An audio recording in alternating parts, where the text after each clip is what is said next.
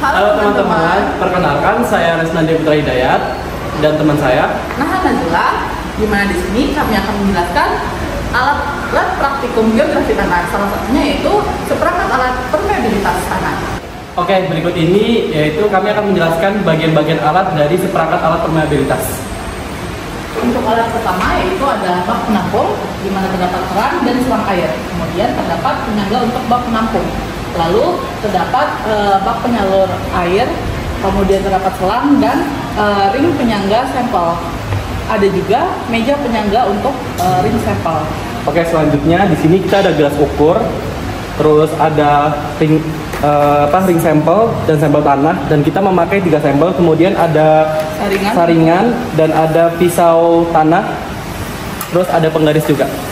Sebelum menggunakan seperangkat alat permeabilitas tanah, diperlukan adanya persiapan sampel tanah.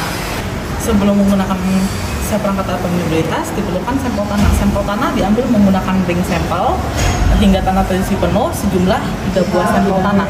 Kemudian ring sampel yang telah berisi sampel tanah direndam selama 24 jam atau 1 hari dalam air.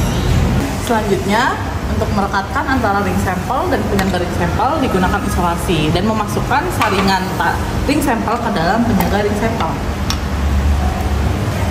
Merekatkan ring sampel dengan penyangga sampel tanah dengan isolasi. Pada ring sampel, bagian tajam berada di bawah dan bagian tumpul berada di atas. Oke, selanjutnya setelah ketiga ring sampel ini dilekatkan menggunakan isolasi, kemudian diletakkan pada penyangga ring sampel yang lebih besar.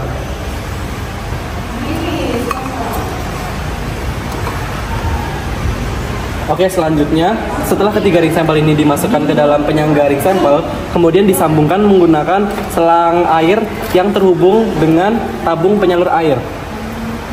Untuk mengisi bak penyalur air, maka dinyalakan keran yang terhubung dengan bak penampung air.